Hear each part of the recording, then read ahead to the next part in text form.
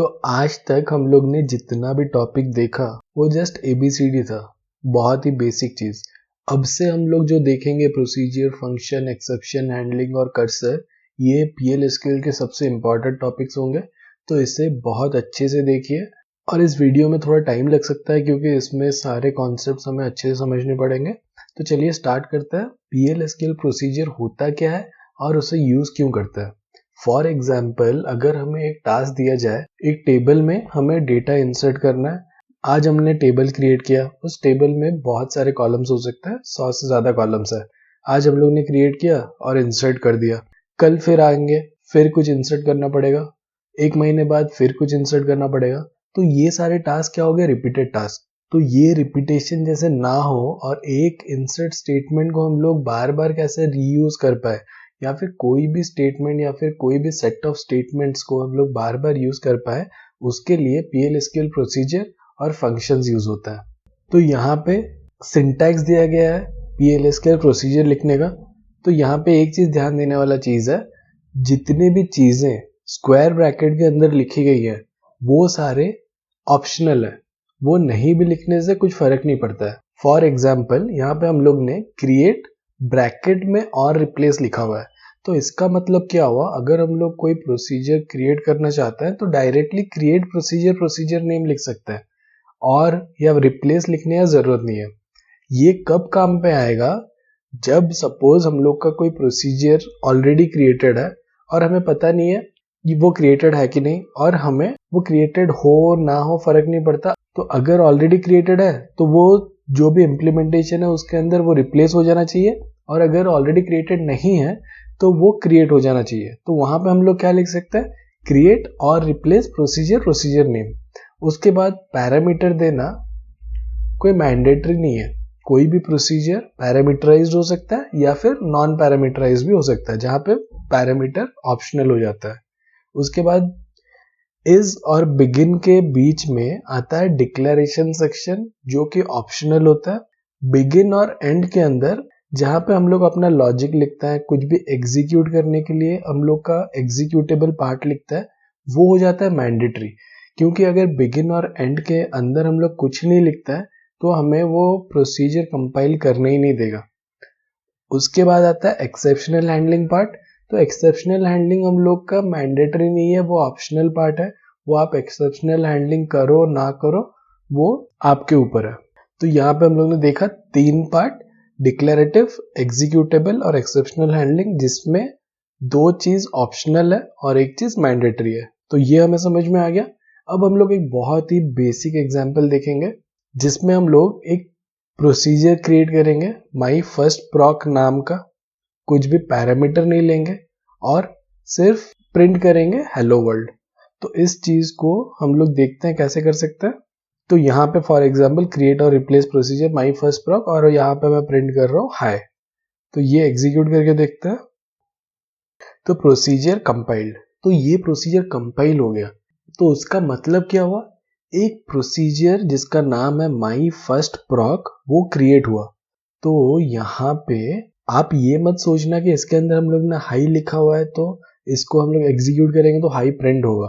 तो इसके अंदर जो भी लिखा हुआ है, जो भी स्टेटमेंट्स बिगिन और एंड के अंदर लिखे हुए हैं, उसे एग्जीक्यूट करने के लिए हमें इस प्रोसीजर को एग्जीक्यूट करना पड़ेगा। तो प्रोसीजर को एग्जीक्यूट हम लोग कैसे कर सकते हैं? एग्जीक्यूट और प्रोसीजर का नाम। फॉर एग्जाम्पल यहाँ पे क्या नाम है? My first प्रॉक। यहाँ पे मैं दे देता हूँ और इससे मैं अगर एग्जीक्यूट करूंगा तो यहाँ पे प्रिंट हो गया हाय।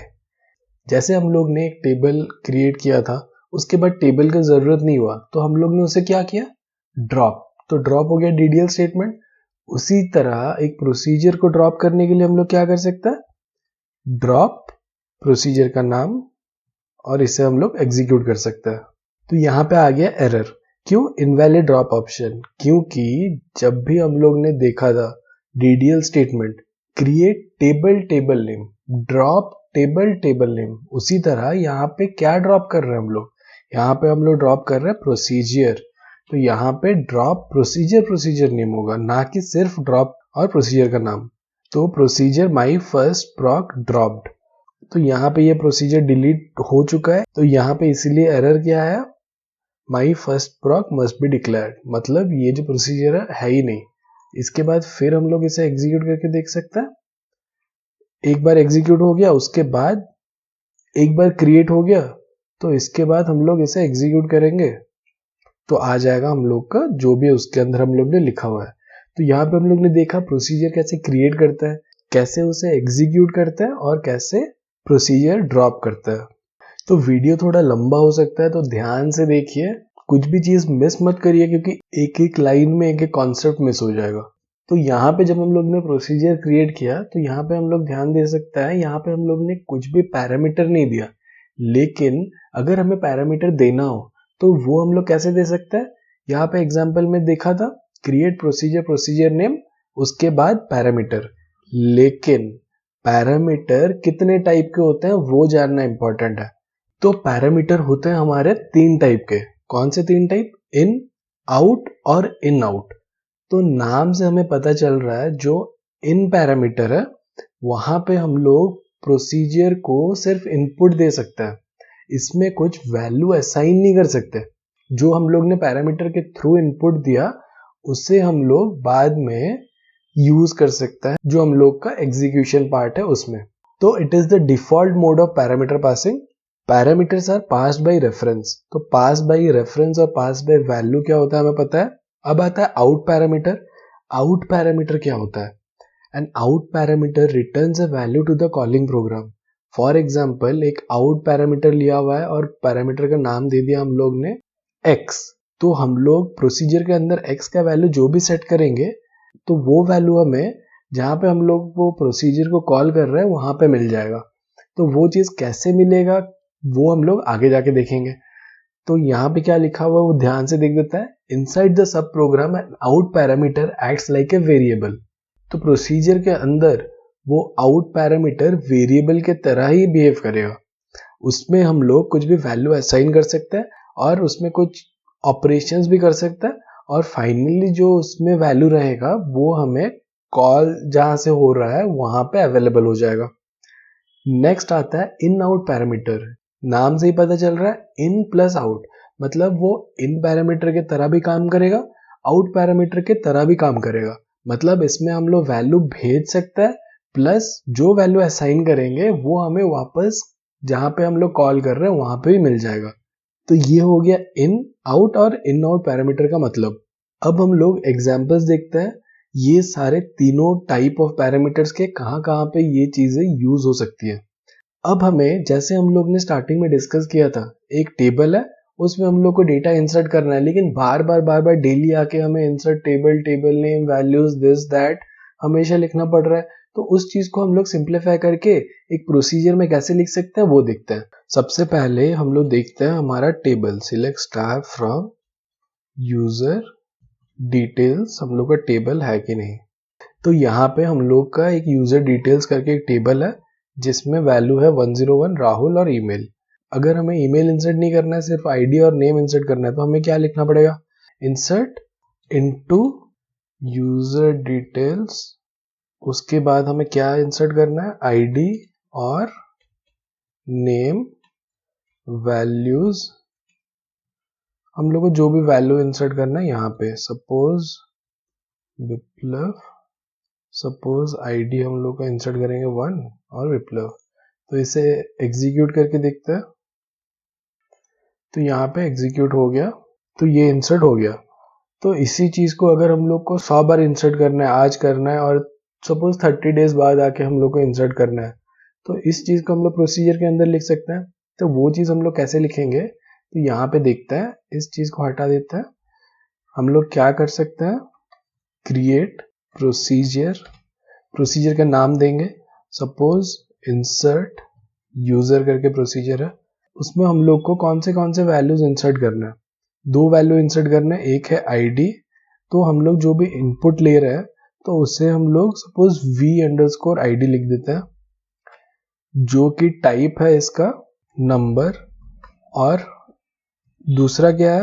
v_name, जिसका टाइप है varchar2।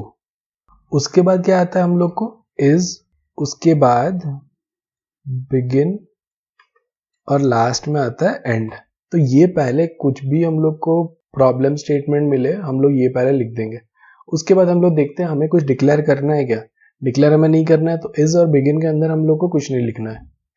अब हमें बिगिन और एंड के अंदर क्या लिखना है, इसी चीज को लिखना है। हर बार हमें इंसर्ट करना है यूजर डिटेल्स में आईडी और नेम जिसका वैल्यू होगा यहाँ पे 1 और मतलब अगर मैं लूंगा जितनी बार भी मैं एग्जीक्यूट करूंगा तो हर बार यही चीज इंसर्ट होगा। लेकिन मुझे क्या करना है, जब मैं इसे कॉल करूं वो जो वैल्यू हम लोग भेजेंगे वही चीज इंसर्ट होना चाहिए। तो यहाँ से मैं इसे रिप्लेस करके जो वेरिएबल हम लोग भेज रहे हैं वो लिख सकता हूँ। अब हमें इस प्रोसीजर को क्रिएट करने के लिए इसे एग्जीक्यूट करना पड़ेगा। तो ये बोल रहा है ये ऑलरेडी है, तो अगर है तो इसी जगह पे हमारा काम आता है और रिप्लेस, क्योंकि अगर इंसर्ट यूजर है तब भी मुझे फर्क नहीं पड़ता क्योंकि मेरा प्रोसीजर इंसर्ट यूजर यही काम करना चाहिए मुझे, और मैं उसे रिप्लेस कर सकता हूँ कैसे, और रिप्लेस ऐड करके। तो इसी चीज को अगर मैं एग्जीक्यूट करूँ तो यहाँ पे आप देख सकते हो प्रोसीजर इंसर्ट यूजर कंपाइल्ड। तो हमें पता है हम लोग को अगर प्रोसीजर को एग्जीक्यूट करना है तो हम लोग क्या लिख सकते हैं, एग्जीक्यूट प्रोसीजर का नेम, जैसे मैंने बताया था। लेकिन अगर इसे हम लोग एग्जीक्यूट करेंगे आप एक चीज देख सकते हो, ये एरर थ्रो करेगा। क्यों? क्योंकि यहाँ पे हम लोग दो पैरामीटर भी भेज रहे हैं, आईडी और नेम, लेकिन जब हम लोग एग्जीक्यूट कर रहे हैं कहीं पे तो वो हम लोग भेज ही नहीं रहे हैं। तो वो वैल्यू हमें यहाँ भेजना पड़ेगा। सपोज यहाँ पे 2 और फॉर एग्जाम्पल अमन। तो इस चीज को अगर मैं यहाँ एग्जीक्यूट कर रहा हूँ, PLSQL प्रोसीजर सक्सेसफुली कंप्लीटेड। अब हमें ये एग्जीक्यूट हुआ सक्सेसफुली कि नहीं जानने के लिए हमें देखना तो पड़ेगा कि जो हम लोग का टेबल है उसमें इंसर्ट हुआ है भी कि नहीं। सिलेक्ट स्टार करके देखता है तो यहाँ पे मेरा आईडी और नेम 2 अमन इंसर्ट हो गया है। तो यहाँ पे आप देख सकते हो हमें क्या फायदा हुआ। तो जब भी हमें कुछ भी इंसर्ट करना हो यूजर डिटेल्स टेबल में तो हम लोग सिर्फ एक लाइन लिख के उसे एग्जीक्यूट कर सकते हैं। हमें उसके अंदर इंसर्ट स्टेटमेंट बार बार लिखने का जरूरत ही नहीं है, सिर्फ एग्जीक्यूट करना है ये प्रोसीजर जिसमें सिर्फ पैरामीटर पास करना है आईडी और नेम। तो कितना सिंपल हो गया। वैसे ही ये तो बहुत ही छोटा यूज केस है जिसमें हम लोग सिर्फ इंसर्ट कर रहे हैं। सपोज हमें बहुत बड़ा क्वेरी में कुछ वेरिएबल पास करके एग्जीक्यूट करना है। फॉर एग्जाम्पल आप बहुत इजीली ये चीज को कर सकते हो। आपको nth हाईएस्ट सैलरी का प्रोग्राम आपको पता है, अगर पता नहीं है तो ऊपर मैंने लिंक दे दिया, आप जाके देखिए। उसमें अगर मैं आपको बोलता हूँ 4th हाईएस्ट सैलरी निकालने के लिए, कभी मैं आपको बोलता हूँ 5th हाईएस्ट सैलरी निकालने के लिए, तो वो आप इजीली कैसे कर सकते हो, प्रोसीजर के अंदर आप nth हाईएस्ट सैलरी का क्वेरी लिख सकते हो और n आप एक वेरिएबल ले सकते हो जिसे आप यहाँ पे इनपुट लेके वहां रिप्लेस कर सकते हो। तो जब भी मैं आपको बोलूं कि 4th हाईएस्ट निकालना है तो सिर्फ आपको वो प्रोसीजर एग्जीक्यूट करके पैरामीटर में पास करना है 3rd 3 या 4 या 5, जो भी आपको मैं बोलूं वो कितना इजीली हो सकता है सोचो आप। तो ये आपका एक टास्क है, nth हाईएस्ट सैलरी का आप एक प्रोसीजर लिख के आप कमेंट करो, जिससे आपको एक सिंपल आइडिया भी हो जाएगा और प्रैक्टिस भी हो जाएगा कैसे प्रोसीजर के अंदर हम लोग वेरिएबल को यूज करता है और कैसे प्रोसीजर को हम लोग एक्चुअल रियल लाइफ में यूज कर सकते हैं। तो नेक्स्ट हम लोग एक एग्जांपल देखते हैं जिसमें आउट पैरामीटर भी यूज हो। फॉर एग्जांपल हमें किसी ने दो नंबर दे दिए x और y। अब हमें x और y में से कौन सा नंबर बड़ा है वो हमें रिटर्न करना है या फिर वो हमें प्रिंट करना है। तो उस चीज के लिए हमें प्रोसीजर लिखना है, तो वो हम लोग कैसे लिख सकते हैं। तो इसमें हम लोग आउट पैरामीटर का यूज करेंगे ताकि एक एग्जांपल आउट पैरामीटर का भी हो जाए। तो यहाँ पे create procedure, suppose maximum value हमें निकालना है, मैक्स वैल्यू। उसके बाद हमें दो नंबर तो हमें इनपुट लेने हैं, v_x suppose int comma v_y जिसको हम लोग लेते हैं int, और एक वेरिएबल लेना है जिसपे हम लोग स्टोर करेंगे जो भी मैक्सिमम वैल्यू है उसे स्टोर करेंगे। सपोज z में हम लोग स्टोर कर रहे हैं जो भी हम लोग का x और y में से बड़ा है वो। तो ये हो गया। उसके बाद हम लोग क्या लिख सकते हैं, इज या एज, जो भी एज सपोज एज, फिर लिखना है हमें बिगिन और लिखना है एंड सेमीकोलन। अब एज और बिगिन के अंदर कुछ डिक्लेयर करना हो तो वो डिक्लेयर कर सकता है, और बिगिन और एंड के अंदर जो हम लोग का एक्चुअल इम्प्लीमेंटेशन है वो लिखना पड़ेगा। अब हम लोग इससे बाय डिफॉल्ट हम लोग का तो इन पैरामीटर हो गया, तो यहाँ पे अगर मैं यहाँ पे एक्स वाई जेड कुछ भी इन आउट या इन आउट डिफाइन नहीं करता हूँ तो बाय डिफॉल्ट वो इन पैरामीटर हो गया। लेकिन जेड हमें क्या लेना है, आउट पैरामीटर लेना है, तो यहाँ पे मैं इसे लिख दूंगा आउट। तो यहाँ पे हम लोग क्या कर सकते हैं, हम लोग का लॉजिक लिख सकता है। यहाँ पे क्या काम आएगा, जो हम लोग ने बेसिक सीखा था वो, इफ x हम लोग का ग्रेटर देन y है तो मैं क्या करूंगा, z में स्टोर करूंगा। x और y एक्चुअली हम लोग कोई वेरिएबल नहीं है, यहाँ पे v_x और v_y है। अगर हम लोग का x ग्रेटर देन y है तो v_z में मैं क्या स्टोर करूंगा, स्टोर करने के लिए हम लोग ने देखा था असाइनमेंट ऑपरेटर, स्टोर करूंगा v_x क्योंकि ये बड़ा है। एल्स जो v_z है उसमें मैं स्टोर कर दूंगा v_y। तो यहाँ पे क्यों आ रहा है एरर, यहाँ पे कुछ एरर आ रहा है, मतलब कभी भी एरर आए ना तो पता चल जाएगा एक्चुअली इसी लाइन में एरर है या फिर उससे पहले वाले लाइन में एरर है। तो यहाँ हमें कुछ एरर तो दिख नहीं रहा है, उसके पहले लाइन में क्या एरर हो सकता है, इफ के बाद हम लोग देन यूज नहीं कर रहे, तो इसीलिए यहाँ पे एरर आ गया। तो देन लिख दिया, एरर गायब हो गया। जैसे यहाँ पे कुछ एरर आ रहा है, तो हर एक चीज जहाँ पे एरर आता है ना, डरना नहीं है। जहाँ पे भी एरर आया वहां मैं तो खुश हो जाता हूँ कि मस्त, एक बार एरर आ गया ना और उससे मैंने रिजॉल्व कर दिया तो जिंदगी भर के लिए मैंने वो सीख लिया, नेक्स्ट टाइम कभी भी वो एरर नहीं आएगा। तो मस्त, जब एरर आए ना खुश हो जाओ, ताकि हम लोग को कुछ सीखने के लिए मिल रहा है। अगर सब कुछ सही सही सही सही हम लोग करने लगे ना तो कभी भी कुछ सीख नहीं पाएंगे। गलती से ही आदमी सीखता है, तो हर बार गलती करो और खुश हो कि हाँ गलती हो गया, नेक्स्ट टाइम उसे रिपीट नहीं करना, ये ध्यान में रखो। तो उसी तरह इफ देन एल्स, उसके बाद यहाँ पे हम लोग क्या लिख सकते हैं, एंड इफ। अब हम लोग का प्रोसीजर हम लोग एग्जीक्यूट करके देखते हैं, क्रिएट करके देखते हैं। चलो मैक्स वैल्यू पहले से प्रोसीजर क्रिएटेड नहीं था तो यहाँ पे मेरा मैक्स वैल्यू प्रोसीजर क्रिएट हो गया। अब इसे अगर मुझे एग्जीक्यूट करना है तो मैं वो कैसे कर सकता हूँ, तो यहाँ पे मैं बिगिन और एंड के अंदर लिखता हूँ, क्योंकि मेरे को 2-3 स्टेटमेंट्स में लिखूंगा, बिगिन और एंड लिख देता हूँ। उसके अंदर हम लोग एग्जीक्यूट करेंगे क्या, मैक्स वैल्यू, जिसमें हम लोग इनपुट भेजेंगे सपोज 10 20। हमें भेजना है एक वेरिएबल जिसमें हम लोग को आउटपुट मिले, तो वो चीज हम लोग यहाँ पे कैसे कर सकते हैं, पहले डिक्लेयर कर देता है उस वेरिएबल को। सपोज मुझे चाहिए z वेरिएबल जो कि int टाइप का होना चाहिए, और यहाँ पे मैं क्या कर सकता हूँ, z भेज दूंगा। अब मैं यहाँ प्रिंट कर दूंगा dbms underscore output dot put underscore line, और मुझे क्या करना है, print max value equal to, यहाँ पे कैसे कॉन्केटिनेट कर सकता है, कॉन्केटिनेट करके हमें क्या प्रिंट करना है, z। तो यहाँ पे मैंने क्या किया, z एक वेरिएबल लिया है 10 20 और z को मैंने भेजा है, और z में मुझे क्या मिल रहा है, आउटपुट। तो यहाँ पे मुझे ये देखना है, जब मैंने प्रोसीजर में आउट वेरिएबल लिया था तो उसका क्या मतलब हुआ, तो वहां पे प्रोसीजर मेरा जो भी आउटपुट देगा वो मुझे z में मिल जाएगा। तो ये प्रिंट करके देखता है। तो एक चीज यहाँ पे ध्यान दे सकते हो, डिक्लेयर बिगिन और एंड के अंदर जब हम लोग लिख रहे हैं, एग्जीक्यूट यहाँ पे हम लोग नहीं लिख रहे हैं, डायरेक्टली प्रोसीजर का जो नाम है उसे और उसके अंदर जो पैरामीटर है, तो इसे एग्जीक्यूट करके देखता है। तो मैक्स वैल्यू इक्वल टू 20।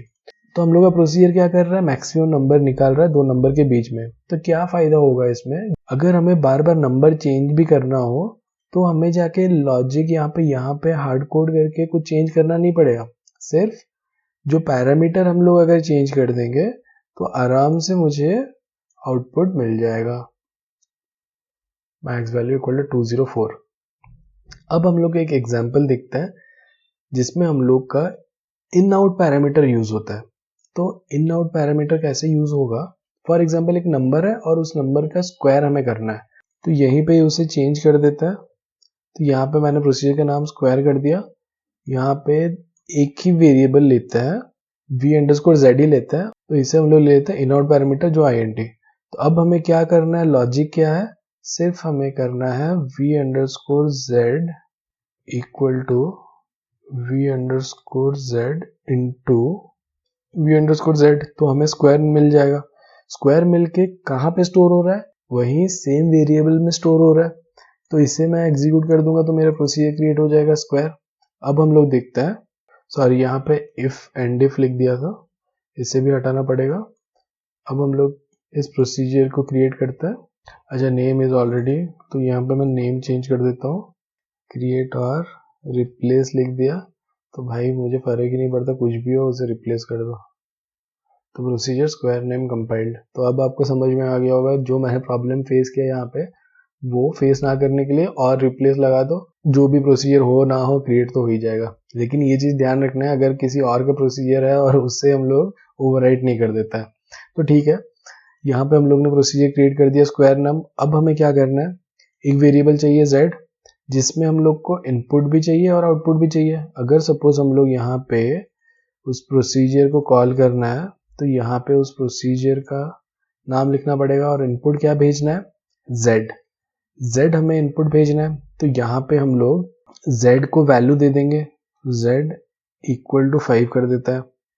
अब हमें स्क्वायर मिलेगा, यहाँ पे स्क्वायर इक्वल टू z, तो z हम लोग ने 5 ले लिया, और जब हम लोग इस प्रोसीजर को कॉल करता है वहां पे z जाता है 5 यहाँ पे एज ए इनपुट, और 5 इंटू 5 25 होके वही v अंडरस्कोर z में ही स्टोर होता है, और वो आउट पैरामीटर भी है, तो उसी को हम लोग यहाँ पे प्रिंट भी करेंगे तो हमें वो आउटपुट प्रिंट हो जाएगा। तो इस चीज को एग्जीक्यूट करके देखते हैं। Square equal to 25, PL/SQL procedure successfully completed. तो ये हो गया हम लोग का इन आउट पैरामीटर। तो अगर हम लोग सिर्फ इसे आउट कर देंगे तो उसमें प्रॉब्लम क्या होगा, अगर सिर्फ इसे हम लोग ने आउट कर दिया तो इससे हम लोग इनपुट नहीं भेज पाएंगे। इनपुट के लिए हमें कुछ दूसरा एक वेरिएबल लेना पड़ेगा, जिसमें हम लोग एक इनपुट लेंगे और एक वेरिएबल में हमें आउटपुट लेके उसे भेजना पड़ेगा। और सिर्फ अगर इसे इन कर दिया तो फिर हमें आउटपुट वहीं पे प्रिंट करना पड़ेगा, आउट तो हमें कुछ मिल नहीं रहा है। तो ये हो गया हम लोग का फायदा इन आउट पैरामीटर का। तो यहाँ पे हम लोग ने PL/SQL प्रोसीजर देखा, कितने सेक्शन होते हैं PL/SQL प्रोसीजर एक क्रिएट करने के टाइम, कौन सा सेक्शन मैंडेटरी होता है, कौन सा सेक्शन ऑप्शनल होता है वो देखा। 3 type of parameter in out parameter देखा, तीनों के एग्जांपल्स देखे, रियल लाइफ सिनेरियो जिसमें यूज कर सकते हैं वो देखा। अब आपको एक टास्क भी दे दिया है, आप अगर सीरियसली इसको करना चाहते हो तो उसे करके प्लीज कमेंट करो।